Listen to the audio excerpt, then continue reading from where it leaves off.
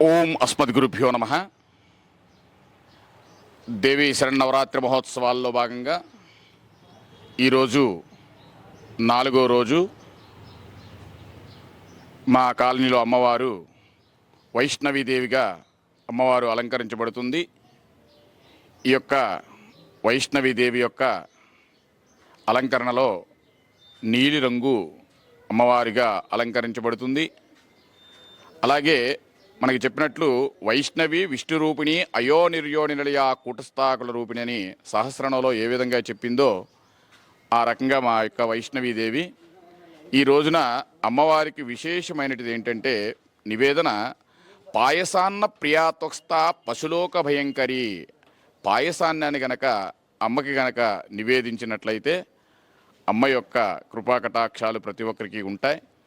అలాగే చాలామంది ఈ రోజున మన విజయవాడ కనకదుర్గమ్మ దగ్గర ఆమెకి లలితా త్రిపుర సుందరిగా అలంకరించబడుతుంది. ఎందుకంటే గత 2 సంవత్సరాల నుంచి మనకి పంచమి తిథిన లలితా పరమేశ్వరిగా అలంకరించబడుతుంది. అయితే ఈ గత సంవత్సరం నుండి మన యొక్క విజయవాడ కనకదుర్గమ్మ అటువంటి దేవస్థానంలో మహాచండీదేవిగా పంచమి రోజున అమ్మవారిని చాలా విశేషంగా అలంకరించబడుతుంది. కాబట్టి పంచమి లలితా పరమేశ్వరి అయినప్పటికీ కూడా అక్కడ మహాచండీగా అలంకరించబడి ఈ రోజున మనకి లలితా త్రిపుర సుందరిగా అలంకరించబడుతుంది.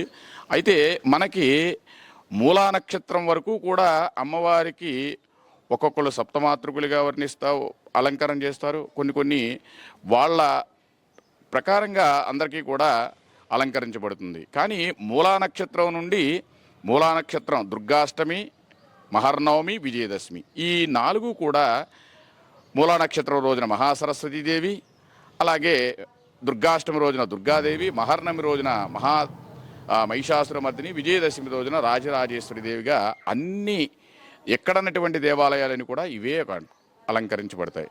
కాబట్టి ఈ యొక్క 4వ రోజు మా కాలనీలో వైష్ణవీదేవి కాబట్టి అమ్మవారికి పాయసాన్ని మేము నివేదన చేస్తాం.